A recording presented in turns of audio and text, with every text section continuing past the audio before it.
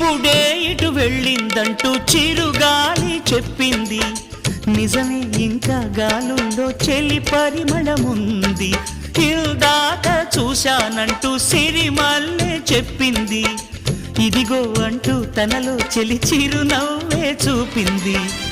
ఈ గుడి గంటల్లో తన గాజుల సడి వింటుంటే తను ఈ కోవెల్లో ఇప్పటి వరకు ఉన్నట్టే. ఎటు చూసినా తన జాడలే, ఎటు వెళ్ళిందో ఈ లోపునే.